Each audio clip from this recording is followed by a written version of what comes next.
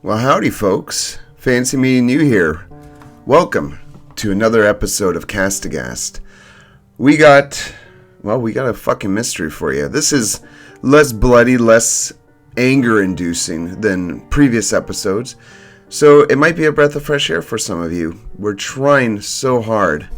However, nevertheless, it's a head-scratcher, and I don't know what to make of it, to be honest. So, would love to know what you think. Let us know in the comments. But let's get started. Our pornography genres for this episode are horseback, four-wheelers, bloodhounds, cadaver dogs, and divers. Yep, those are some of my favorite genres for sure. Nope, today we are talking about the mysterious case of Bryce Laspisa. This is a strange one, and hope it scratches that true crime itch for you. Best of luck. Let's get into it. I'm John, and I am Kat, who is currently doing some yoga in the next room. And this is Aghast.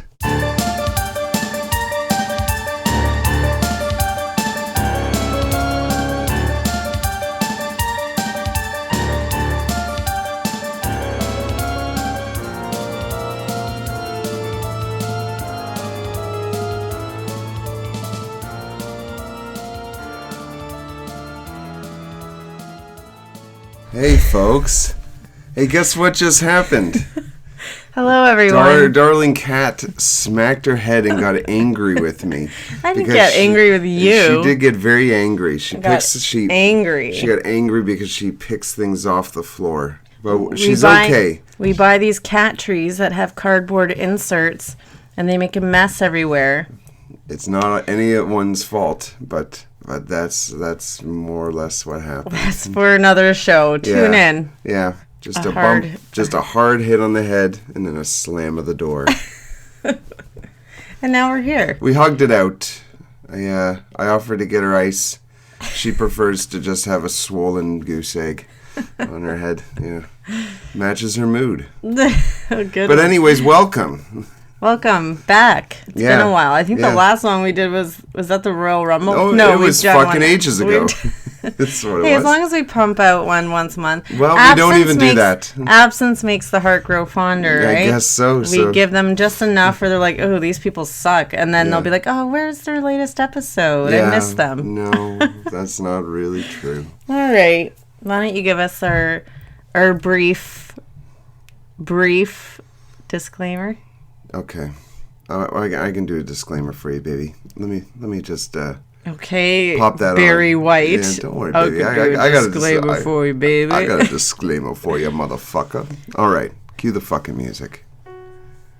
Hey, folks. We here at Castbox have a lighter touch to true crime, the lightest touch you could possibly imagine. We are like that medium-sized bull mastiff dog lying comfortably on the laminate floor in the sunlight, and the dog kind of moves around a little bit, and he's barking at something in a dream. His leg is twitching, and then he rolls onto his back, his legs spread-eagled, and you see his black leathery ball sacks moving on their own, defying gravity, shifting left to right, north and south. And then he just makes a little bit of a little bit of a bark, like a miniature bark, and then his penis grows, and a red lipstick-shaped, fleshy, almost alien-like thing emerges from his cock, and then whitish, translucent cream. Oh my God! Ejaculate sprays out all over his own chest. And I'm getting to the part that what we're like. We're like the dog waking up from his ejaculation and then ever so gently licking up his own cum. Oh my God. The cum of true crime from the canine penis of podcasts. And the reason we have to have this air of levity is because true crime sucks. It always has and always will. Don't fool yourself. And we need to go to fucking work because we haven't won the lottery yet. Life overall is poo, and we have to continue to do our day-to-day jobs. And we can't be doing those jobs riddled in depression and anxiety because of the crap we have to read to you. So in other words, if you're not interested, and if you don't like making fun of and belittling and basically shitting upon murderers and rapists and their shithole families that created them and all the other bastards that made it easier for them to do what they did, if you don't like that, you're a fool and a clown, and you think there's a climate crisis and you can't wait for the next Disney Pixar film, and you can go fucking eat shit. For the rest of you, you're cultured and patriotic and intelligent, and thank you for tuning in. Hope you enjoy this. Bless your hearts and drive home safe. Good luck. Okay, and my little brief disclaimers. My apologies for pairing this story with that disclaimer. Oh, really? Is it a bit on the nose? No, it's not on the nose. It's just like the case that we're covering, I do not want compared to a dog's ejaculate. I said we're like that. I'm not saying the story's like that. We're immature assholes who cover true crime. We don't know what we're doing, really. We're just in this crazy thing called life. Yeah. We're just here researching shit. Winging it. Trying to crack a few jokes because this shit's rough. And we'll probably swear a bit, but that's okay. You don't mind censorship, do you? Of course you do. So fucking get to it. Let's get on with the goddamn show. All right. You ready? Oh, God. Get on with the goddamn show is what I said. In the vast expanse of the California desert, a mystery began to unravel on the night of August 28th, 2013. Oh boy, here we go. It was a night like any other, but for one family, it marked the beginning of a nightmare they could never have imagined. This is the story of Bryce Laspisa. Bryce Laspisa was a 19-year-old student at Sierra College in Rocklin, California, which was about 7 hours from Laguna Niguel, where his parents lived. Is Bryce the bad guy? We are absent of a bad guy in this one. What? Mm-hmm. We don't even have a bad guy? Who the fuck am I going to make fun of at the end of this? Well, we're trying to spread the awareness of this story. Oh, God. Here we go. He had a promising future ahead of him. He was described by friends and family as being very well liked and social. He was also described as being very intelligent, outgoing, and loved drawing. He was an avid gamer who loved playing on his Xbox. Yeah, way to go, Bryce. Same. Yeah. He was an only child and very close with his parents. While in college, he had started dating another student, Kim Sly. What a kick-ass name. My name is Sly. I feel like she should be Sly. Like in the Powerpuff Girls yeah. or something. That's awesome. Kim and Bryce's roommate, Sean, had started noticing that Bryce was drinking frequently and heavily, and also started taking Vyvanse, which is most commonly used for ADHD and binge eating, neither of which Bryce had. No one actually has ADHD. Yeah. There's just some people who are misbehaving a lot. He didn't have a prescription for this medication, but allegedly obtained it so he could play video games longer. That's dedicated gaming. Yeah. Man. Allegedly. I need to focus. 2013, like, what was that? That was the Xbox. Was that the Xbox 360? 60, yeah. Yeah, he's like, I gotta fucking get some Halo in me. Allegedly, that's why he took it. I gotta play some Gears of War. Gotta get through that next level. Despite being an avid gamer, one day he just gifted his Xbox to his roommate with a note that stated, quote, "I love you, bro. Seriously. You're the best person I've ever met. You've saved my soul." Well, end quote. That's a suicide note right there. Allegedly. Suicide gift. He also gifted Sean a pair of diamond earrings that Bryce's mother had gifted to him. What? The same day that Bryce gifted those items to Sean, he also broke up with Kim. His reason being that she'd be better off without him. Bryce was also planning to drive home and speak with his parents, as he had something to tell them. Oh, this is all not good. Bryce's behavior had worried Kim, and she had taken his car keys to keep him from leaving. She also spoke with Bryce's parents, expressing that he was worrying her, and she didn't feel it was safe for him to be driving. Bryce got on the phone from Kim and explained to his parents that Kim was just upset over the breakup. Karen, Bryce's mother, stated that she said to Bryce, quote, "Bryce, I'm worried. Let me come up there tomorrow. Let me fly up there tomorrow." And he replied, quote, "Mom, no. Don't make any airline reservations until I talk to you because I have a lot to talk to you about." End quote. What is this mystery? Bryce assured his mother that he was fine, and his mother was able to convince Kim to return Bryce's car keys to him. Bryce left Kim around 11:30 p.m., telling her that he was going back to his apartment. Oh, God. On August 29th at 11 a.m., the insurance company contacted Karen and Bryce's dad, Michael, to let them know that Bryce had called for roadside assistance because he had run out of gas in Buttonwillow. Oh, no, that's the last place you want to run out of gas. In Buttonwillow. Those fuckers that live there. This was about 3.5 hours away from Laguna Niguel, Bryce's parents' home. An employee named Christian at Castro Tire and Truck Services had delivered 3 gallons of gas to Bryce at 9 a.m. His parents assumed after hearing this that Bryce was continuing his way to their place. However, around 12 p.m., with still no Bryce, Karen had reached back out to the insurance company to be put in contact with Christian, the Castro Tire and Truck employee. When she spoke with Christian, he had offered to return back to Buttonwillow to check on Bryce. When Christian arrived, Bryce, strangely, was in the same spot he was at 9 a.m. Oh, what the hell? When Christian arrived, Bryce, strangely, was in the same spot he was at 9 a.m. when Christian had brought him the gas the first time. Other than noticing that Bryce's eyes were a bit red, he seemed okay. Bryce had agreed to speak with his mother, which he did. He spoke to Karen and assured her that he would be at their home by 3 p.m. Unfortunately, Bryce had yet to show up again by 3 p.m. Geez, like, if I was a parent, I would drive right the fuck out there. Be like, okay, this is beyond concerning. Karen attempted to call Bryce multiple times, but he never answered. By 6 p.m., Karen and Michael reported their son missing. Police began their wellness check investigation into Bryce. They pinged Bryce's phone, and it pinged back to Buttonwillow.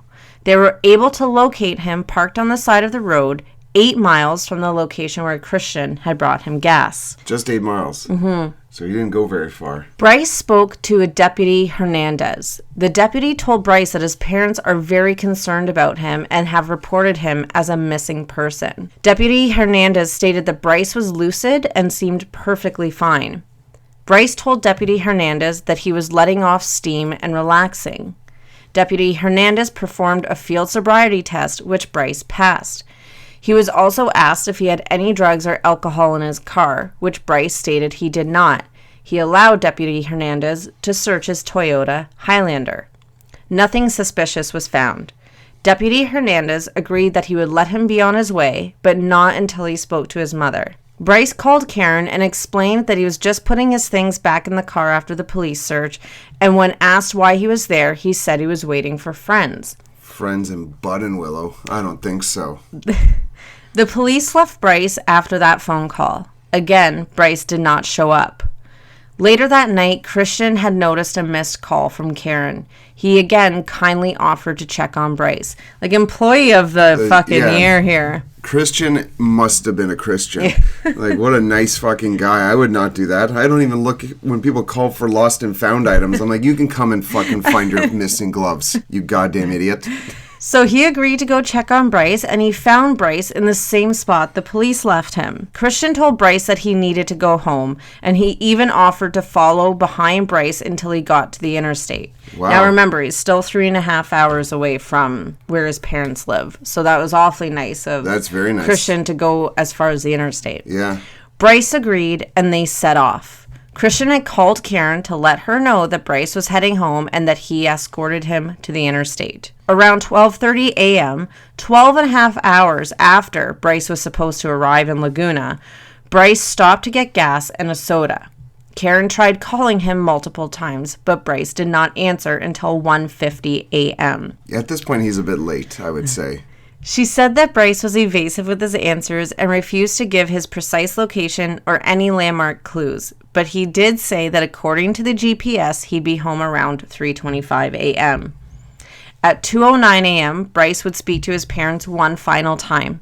He said he was getting tired and was going to pull over to take a nap. Oh, God. They agreed this was a good idea considering he had been awake for nearly 24 hours. Yeah, no kidding. Karen and Michael were woken up the next morning by the doorbell ringing. They rushed to the door assuming it was Bryce and that he was finally home, except it was a police officer from the California Highway Patrol. He had asked if they were the owners of beige 2003 Toyota Highlander, and they said yes, that it was their son's. They were then informed about an abandoned car at the bottom of a 25-foot embankment in Castbox Lake at 5:30 a.m. Oh, God. This has got to be the most horrible thing. It was lying on its side and had a broken back windshield. It is suspected that Bryce broke the rear windshield to escape out of the SUV. His belongings were still in the car, which included his wallet, phone, and laptop. 2 small drops of blood were located on the passenger seat headrest and back seat. Aside from possible internal injuries, it seems he may have only sustained minor injuries, but of course, that can't be said for sure. Yeah. There was a duffel bag located a few feet away. It had been unzipped, as if to take something out of it, but if it was Bryce, why leave the other items in the car? Yeah. When the tire tracks were investigated, it was discovered that Bryce had accelerated when going down the embankment. Was the crash intentional? Obviously, a massive search operation was formed. The search was conducted on foot, on horseback, four-wheelers, bloodhounds, cadaver dogs, and divers. Oh, just those few units. That's it. The canine units were able to track Bryce's scent along Lake Hughes Road to a gas station truck stop. Wow. That is where the scent ended. At this point, they are wondering if it was possible that he was picked up by someone. Yeah, that makes sense. The police were able to obtain video footage from a security camera that showed Bryce driving down Lake Hughes Road around 2:15. Now, he last spoke to his parents at 2:09, saying he was going to pull over for a nap. Yeah. He was seen driving again at 4:29 a.m., again driving along the same Lake Hughes Road. That would be the last time they'd see of him on the camera. Now, I couldn't find if it was the same video footage, the same surveillance system. So was he just driving back and forth, passing the same surveillance system? Yeah. Or was this on a different surveillance system? Because there's a 2-hour gap, a 2-hour and 15-minute gap between being spotted on the first surveillance video and the second. So it has to be two different surveillance systems. On September 4th, there were reports of a fire near Cascade Lake, close to where Bryce's crash was. When police responded, they had discovered charred remains, but they were tested and determined not to be the remains of Bryce Laspisa, and that there's been no activity on his credit cards, in his bank account, or his passport. Oh, this is so confusing. As of the recording of this video, May of 2024, there has been no recovery or known whereabouts of Bryce Laspisa. Of course, there are many theories regarding Bryce's disappearance. Well, lay them out. What are they? Some believe that he may have been suffering from a mental health crisis, while others suspect that he may have been the victim of foul play. Others believe that he had suffered from a psychotic break and is now living off the grid. But to this day, the truth behind Bryce's disappearance remains shrouded in mystery. Anyone with information about Bryce Laspisa are urged to call 949-292-4400. The Los Angeles County Sheriff's Department can be reached at 323-890-5500. And you can contact his family at findbrycelaspisa@gmail.com and get updates on the Find Bryce Laspisa Facebook page, and all that will be put on our show notes too. Yeah. Wow. Isn't this just... That is like the most compelling story. Yeah. I wish I knew what the hell happened to this kid. Yeah. Holy cow.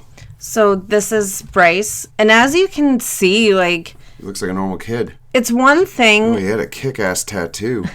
Which is, that's a good identifier as well, but...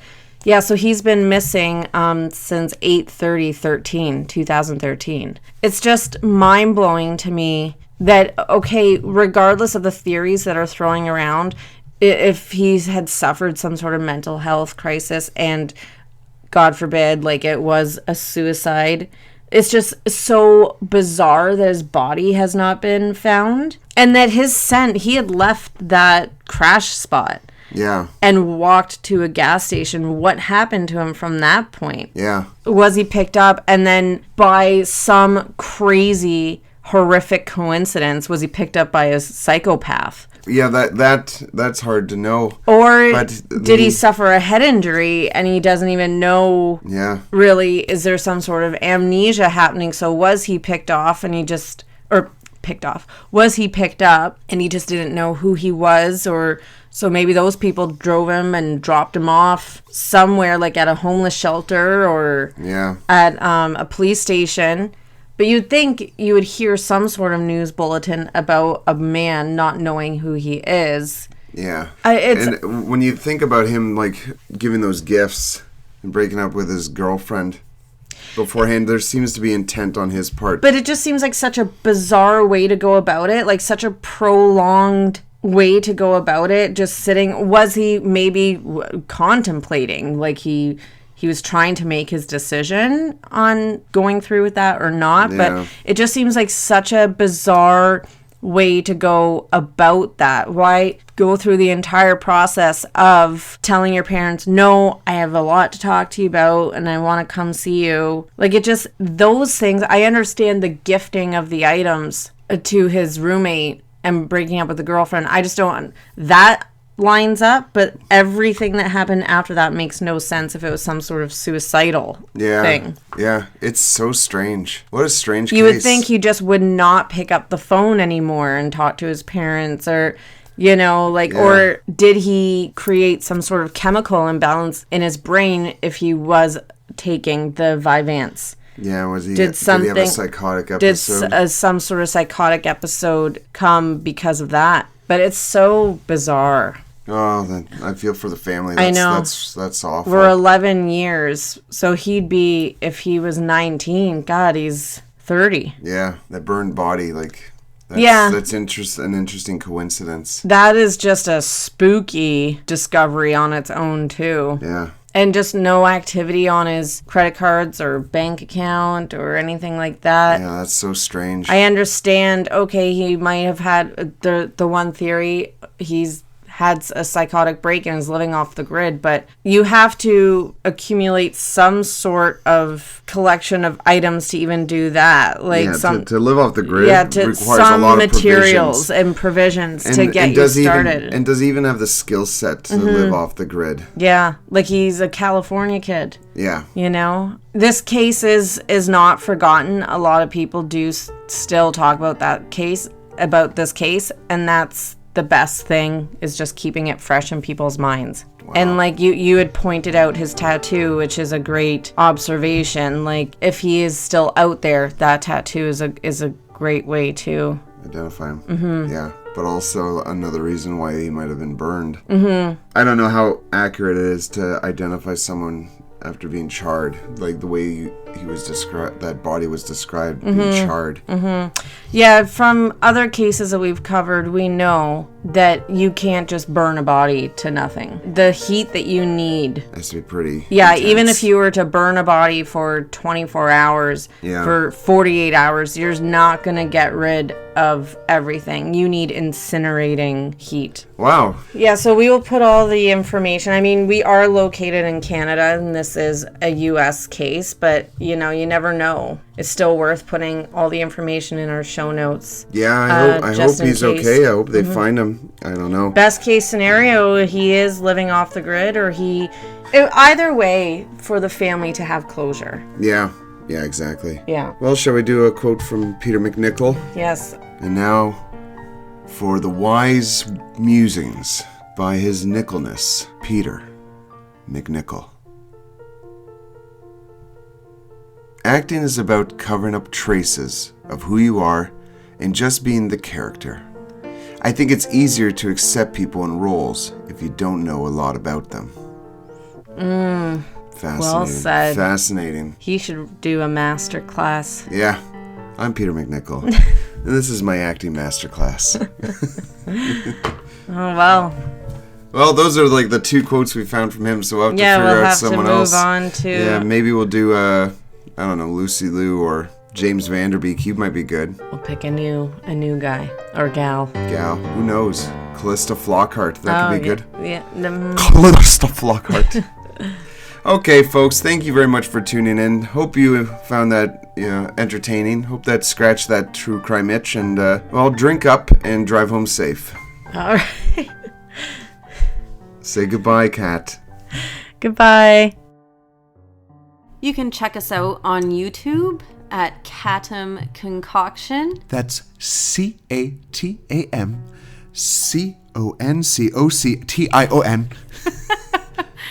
And on Instagram at cast_Aghast. Remember, there's a silent H.